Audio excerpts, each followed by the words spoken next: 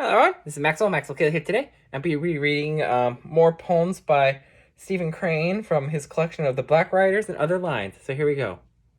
Number 16. Chanty, thou art a lie, a toy of women, a pleasure of certain men. In the presence of justice, lo, the walls of the temple are visible. Through thy form of sudden shadows. Number 17. There were many who went in huddled procession. They knew not whither, but at any rate success or calamity would attend all inequality. There was one who sought a new road. He went into direful thickets, and ultimately he died thus alone. But they said he had courage. Number 18. In heaven, some little blades of grass stood before God. What did you do? Then all save one of the little blades began eagerly to relate the merits of their lives. This one stayed a small ways behind, ashamed. Presently God said, "And what did you do?" The little blade answered, "Oh, my lord, memory is bitter to me. For if I did good deeds, I know not of them."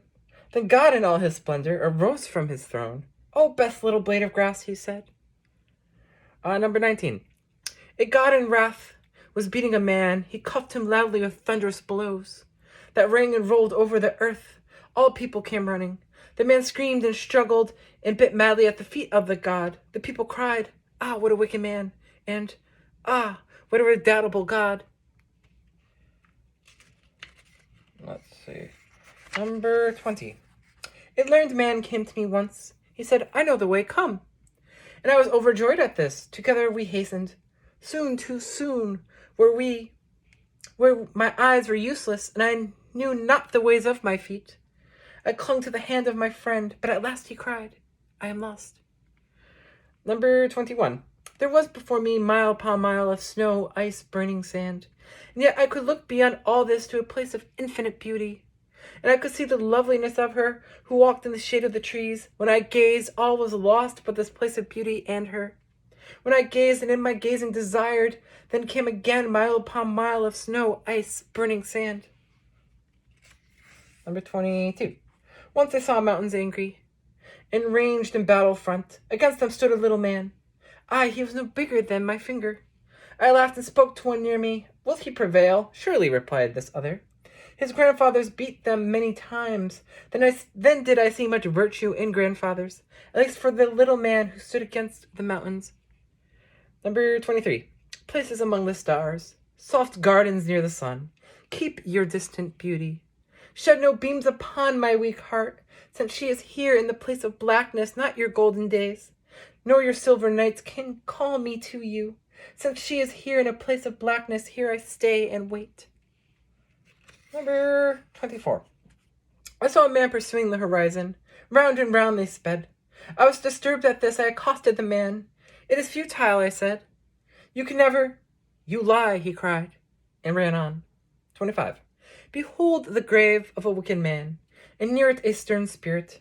There came a drooping maid with violets, but the spirit grasped her arm. "No flowers for him," he said. The maid wept. "Ah, I loved him." But the spirit, grim and frowning, "No flowers for him." Now this is it. If the spirit was just, why did the maid weep? 26. There was set before me a mighty hill, and long days I climbed through regions of snow. When I had before me the summit view, it seemed that my labor had been to see gardens lying at impossible distances. And 27. A youth in apparel that glittered went to walk in a grim forest. There he met an assassin attired all in garb of old days.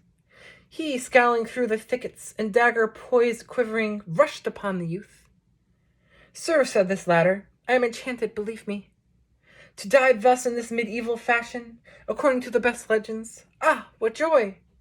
Then took he the wound smiling and died content. And 28. "Truth," said a traveler, "is a rock, a mighty fortress. Often have I been to it, even to its highest towers, from whence the world looks black." "Truth," said a traveler, "is a breath, a wind, a shadow, a phantom. Long have I pursued it, but never have I touched it, the hem of its garment, and I believe the second traveler, for truth was to me a breath, a wind, a shadow, a phantom, and never had I touched the hem of its garment." And 29. Behold, from the land of the fathers of sons I returned, And I was in a reptile-swarming place, peopled otherwise with grimaces, shrouded above in black impenetrableness. I shrank, loathing, sick with it. What is this? He made answer slowly. Spirit, this is a world. This was your home.